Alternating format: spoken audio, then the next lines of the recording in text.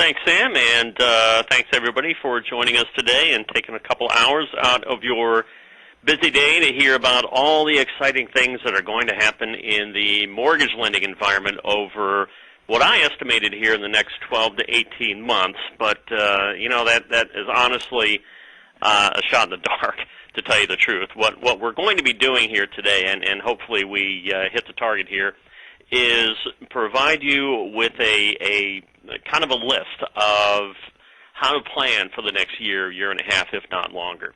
There's a number of things that we know the CFPB is going to be doing and going to be working on in the area of mortgage lending over the next 12 to 18 months. And one of the most critical questions we as compliance people have is, how do we plan for all this? We know there are a lot of changes in the rules coming. Some of us are subject to CFPB examiners. Most of us aren't.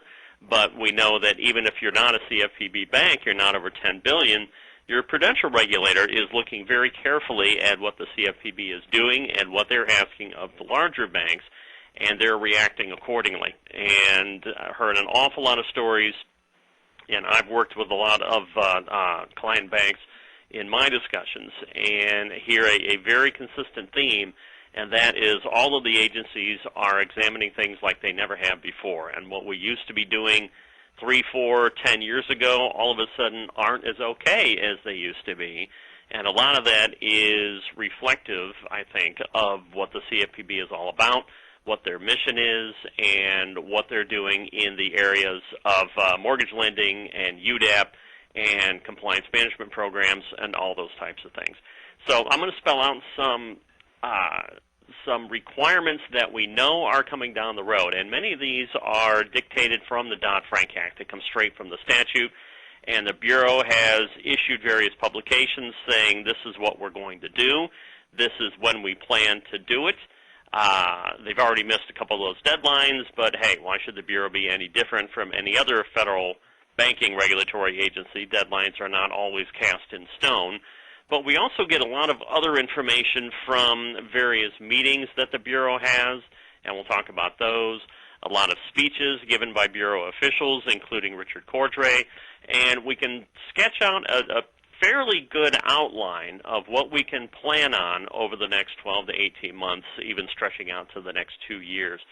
So we can get a pretty good idea what rules are going to change and when they're going to change. And we've all read the news releases from a couple of years ago when Dodd-Frank was passed about the hundreds and hundreds of regulatory changes mandated by the statute. And of course the question was, when are all these things going to take place? They can't all happen in one day. So now we're starting to see the trickle of regulatory changes come out from the Bureau, hoping it doesn't turn into a fire hose of regulatory changes, and it doesn't seem like it will, simply because they don't have the resources and staffing to change everything at once. And of course they absolutely recognize that the industry cannot change everything at once either. So they do have some priorities as far as what they're going to change, when they're going to do it, and also what they're going to be examining for. And again, that influence will reach down into the other agencies as well.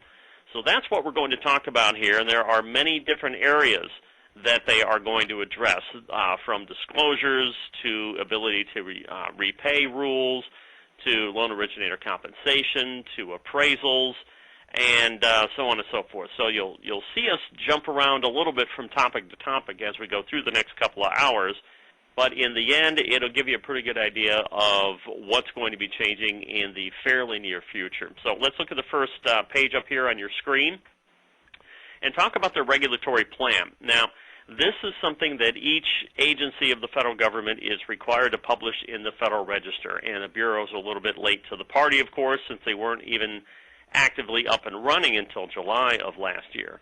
But they did print in the Federal Register their game plan for what they're going to do for the next federal fiscal year 2012. Now, the federal fiscal year runs from October to October, so when they published this thing, they were talking about what they plan to do, and in that one instance, what they had already done from October of 2011 up through October of 2012. So they mentioned the Reg E change to international remittance transfers, but obviously that's not mortgage lending, so you don't see it on this page here. but you see the 4 elements that they pledged that they will be working on and put some target dates for when they will issue some rules here, and that's what we have on the first page. So when they printed this thing in the Federal Register, they said April is our goal for publishing a final regulation on Reg Z's ability to repay rules that will contain the qualified mortgage. Now, of course, as we know, within the last couple of weeks, the Bureau came out and said, we're not ready to issue a final rule yet. We still need the answers to some questions, particularly around how the secondary market is going to handle qualified mortgages. And we need to talk to Fannie and Freddie and their regulator, the FHFA, and we've also got some additional questions we'd like to circulate out there in the public. So now we're shooting on the end of the year. Now we'll talk about what this means here in a little bit and what that rule may look like, because this will have a dramatic impact on the mortgage lending environment and certainly on the price of mortgages as well. We'll talk about what that means here. Now, you may be asking, all right, we've already seen a delay from April till the end of 2012. Might it go longer than that? And the answer is, well, of course it could. This is no guarantee. They are not under any regulatory, or I should say statutory mandate to issue a regulation. Now, we'll talk about what the Dodd-Frank Act says, and I'll give you the quote of what the CFPB responded to that. But basically, they said, yeah, we know there are statutory due dates for having final regs in place, but we're not going to enforce any of this until there are final regulations issued by the Bureau. So it's just kind of an end around or whatever you want to call it, but we're not going to have to worry about these things according to the Dodd-Frank mandated dates. But again, we'll have a little bit more information on that in a couple pages. July, they said they are expected to issue a proposal in order to integrate the Reg Z and RESPA disclosures. And this is all about the Bureau's Know Before You Owe project, and I've got some information about that later on down the line here. But this is the one that we're all well aware of to finally get rid of that GFE that we know very well and, of course, love a lot, and yes, I'm being sarcastic, and combine that with the early truth in lending as well as issue a new closing disclosure to marry up the HUD 1 along with the final Reg Z form. So that is certainly coming up, now they say in July. Whether or not that happens again, there is up to a little bit of debate, but essentially note that this will be a proposal. So by no means will this be a final rule as well. We don't know when the final rule will be effective, and therefore we don't yet know exactly when we'll have to use these new disclosures, but that will be laid out by the CFPB in the future.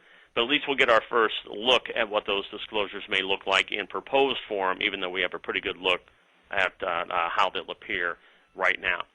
So that is expected sometime around summer. Third quarter in September, the Bureau says we plan to issue a final rule on escrow disclosures. Now, they kind of divided this up into 2 sections here. There are some escrow rules that were mandated by Dodd-Frank. And they said we'll address some of those later on, but there are particular escrow disclosures that are required by Dodd-Frank.